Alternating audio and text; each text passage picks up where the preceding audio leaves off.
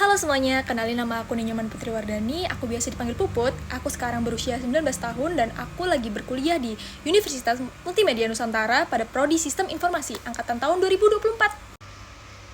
Jadi, kesempatan kali ini aku tuh mau ceritain pengalaman aku sebagai pemimpin dalam kurun waktu 5 tahun terakhir. Ada salah satu pengalaman yang paling berkesan di hidup aku sebagai pemimpin, yaitu sebagai ketua kelompok pada mata kuliah Object Oriented Programming dan Information System Analysis and Design. Kenapa sih itu yang jadi paling berkesan dalam hidup aku? Nah, itu tuh pertama kalinya aku menjabat sebagai ketua kelompok dalam kuliahan, guys.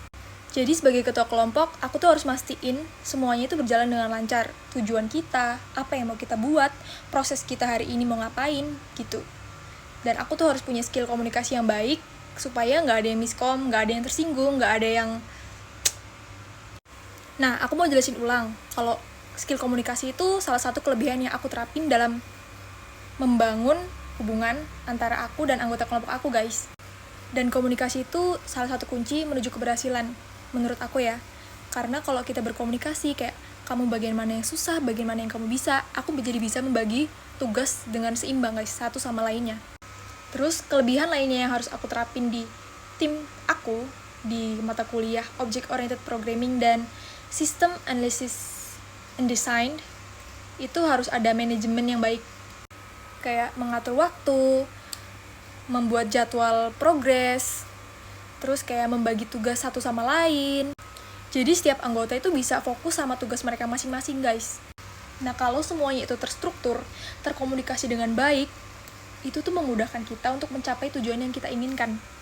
Nah, karena aku udah nerapin dua hal itu, aku tuh jadi kayak memudahkan kelompok kita, nggak sih? Bukan aku doang ya, sama teman-teman yang lain, itu kayak berhasil mencapai tujuan yang kita inginkan dari awal, yaitu kita selesai mengerjakan project yang mau kita buat. Itu yang satu. Yang kedua, kayak kita mengerjakan project itu tuh tanpa ada perkelahian, perselisihan, dan lain-lain. Dan dari situ juga kita tahu mana kelebihan masing-masing dari diri kita satu sama lain, kita bisa mengerti anggota yang lain juga, dan kita bisa ngembangin skill juga satu sama lain dalam bekerja sama.